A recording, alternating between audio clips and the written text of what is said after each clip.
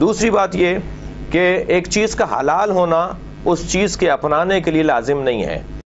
ہمارے اہل سنت و جماعت کے ہاں یہ اجماعی اور اتفاقی طور پر اس پر اجماع ہو چکا ہے کہ یہ حرام ہے، اور جس طرح خنزیر کے گوشت کو حرام کر دیا گیا، شراب کو حرام کر دیا گیا، سود کو حرام کر دیا گیا، اسی طرح متعۃ النساء کو بھی حرام کر دیا گیا۔ ہمارا اہل سنت و جماعت کا اس بات پر اتفاق اور اجماع ہے، جبکہ اہل تشیع کی کتابوں کے مطابق متعۃ النساء ان کے ہاں ایک عبادت کا درجہ رکھتا ہے،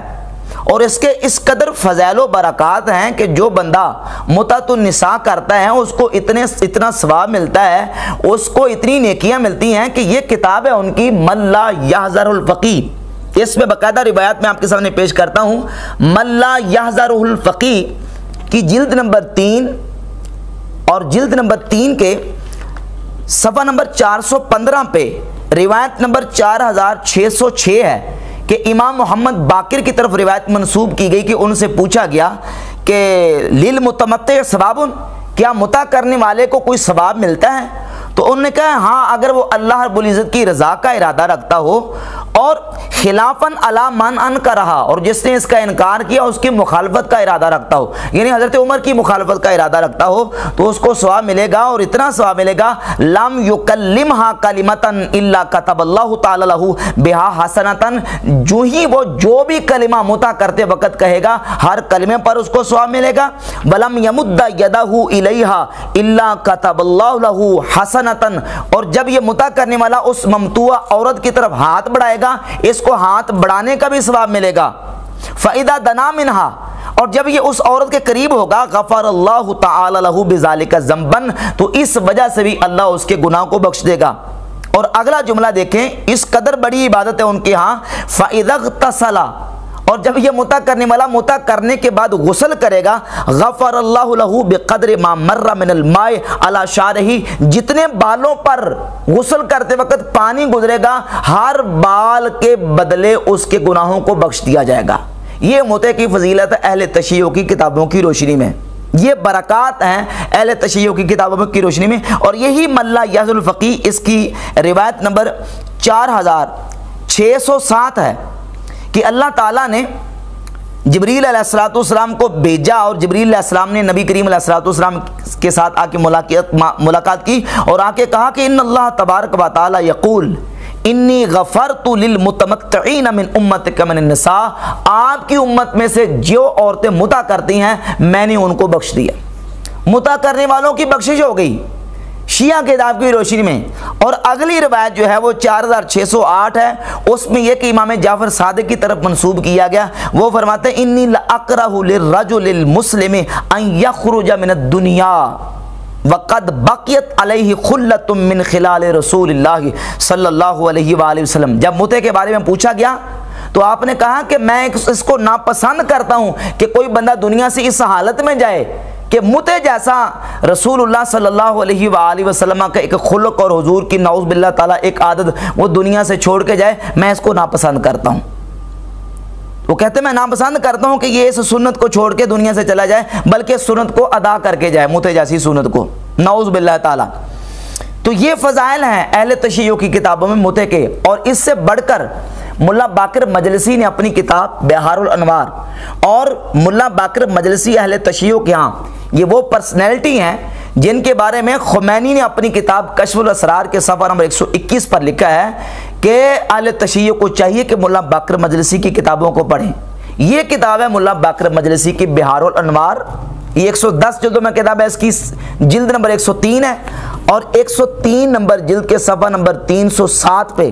یہ روایت موجود ہے، امام جعفر صادق کی طرف منسوب ہے کہ ما من رجل تمتع، جو بندہ بھی متع کرتا ہے ثم اغتسل، پھر متع کر کے غسل کرتا ہے، الا خلق اللہ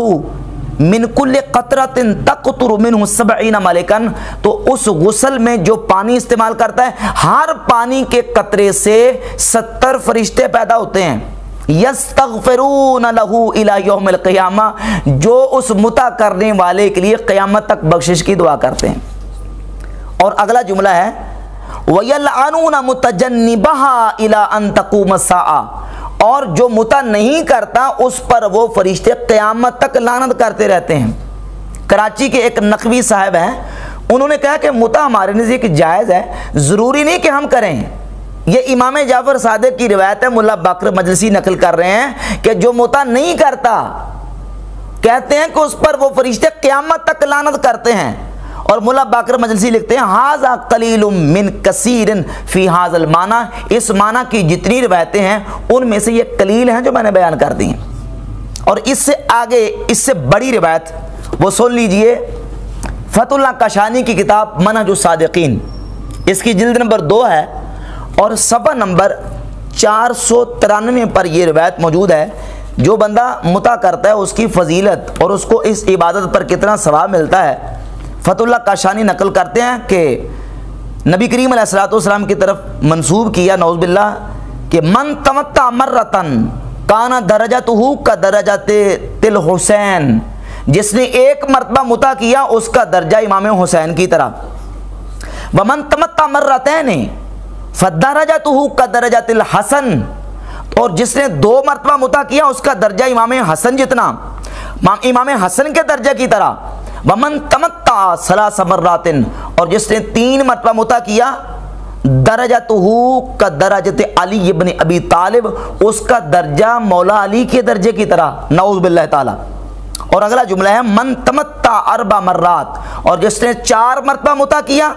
फदरजतहु का दरजती, उसका दर्जा मैं मोहम्मद मुस्तफ़ा के दर्जे की तरह, नऊज़ बिल्लाह ताला। ये फतहुल्लाह काशानी ने मुते की फजीलत नकल की है। और इसी किताब के सफ़ा नंबर 493 पे एक रवायत ये भी है कि हर के आरा कबूल कुनन व बआ अमल कुनन, जो बंदा भी मुते को कबूल करके इस पर अमल करेगा, वह एहयाए आन नुमायद, और इसको जिंदा करेगा, आज मन बाशद व मन अजबै, वो मुझसे है और मैं उससे हूँ। जो मुता करता है नबी करीम अलैहिस्सलाम की तरफ मंसूब किया गया कि नौज़ बिल्लाह, हुजूर ने फरमाया जो मुता करता है मुते को ज़िंदा करता है, मैं उससे हूँ और वो मुझसे है, नऊज़ बिल्लाह ताला। ये फ़ज़ाइल व बरक़ात हैं अहले तशय्युअ की किताबों में मुते के लिखे हुए हैं। तो इस कदर आला दर्जे की इबादत है शिया के यहाँ मुता। तो नकवी साहब कहते हैं ठीक है जी, कोई ज़रूरी नहीं है मुता करना, जबकि किताबें कहती हैं कि जो मुता नहीं करता उस पर फरिश्ते लानत करते हैं, और जो मुता करता है उसको इतना ज़्यादा सवाब मिलता है, इतनी ज़्यादा फजीलत मिलती है। इसी फतहुल्लाह काशानी ने मनहजुस सादिकीन में लिखा है कि जो बंदा 1 मरतबा मुता करे तो हज़रत रसालत सल्लल्लाहु अलैहि वसल्लम के फरमूद हुजूर अलैहिस्सलाम ने फरमाया हर के यकबार मुता कुनन सुल से ऊ आज़ाद शवत, जो 1 मरतबा मुता करता है उसका 3रा हिस्सा जहन्नम से आज़ाद हो जाता है। सुल से ऊ आज़ाद शवद अज दोज़ख, व हर के 2 बार मुता कुनन सुलसान ऊ अज आज़ाद शवद अज आतिश दोज़ख, जो 2 मरतबा मुता करता है उसके 2/3 जहन्नम से आज़ाद हो जाते हैं। वह हर के 3 बार मुता कुनंद हमा ऊ आज़ाद शवद अज आतिश दोज़ख, वो सारे का सारा जहन्नम से आज़ाद। नकवी साहब कहते हैं करना ज़रूरी नहीं है, ये सिर्फ जायज़ है। रिवायतें कहती हैं कि जो करेगा वो जहन्नम से छुटकारा हासिल करेगा, वो तो पक्का जनती, उसको तो इतना ज़्यादा सवाब मिलता है कि एक एक पानी के कतरे से गुस्ल करने के बाद 70 फरिश्ते पैदा होते हैं और वो क़यामत तक उसके लिए बख्शिश की दुआ करते हैं, अल-आयाज़ु बिल्लाह ताला। और मुल्ला बाकर मजलिसी ने अपने रिसाला मुता के सफ़ा नंबर 9 पर लिखा है कि मुता करना सुन्नत मुअक्कदा है, ये सुन्नत मुअक्कदा करार दिया है। और मुता करने वाले की बख्शिश, मुता करने वाला जहन्नम से आज़ाद, मुता करने वाले के इस कदर फ़ज़ाइल व बरक़ात और इस कदर उसके लिए बख्शिश के परवाने और जन्नती होने का सर्टिफिकेट दिया जा रहा है कुतुब शिया की रोशनी में। और नकवी साहब कहते हैं करना ज़रूरी नहीं है। तो ये है शिया के यहाँ जो है वो उनकी किताबों की रोशनी में मुते की इबादत के फ़ज़ाइल और बरक़ात, जबकि अहले सुन्नत व जमात के यहाँ इजमाई तौर पर, क़तई तौर पर मुतातुन निसा हराम हो चुका है और ये हरगिज़ जायज़ नहीं है।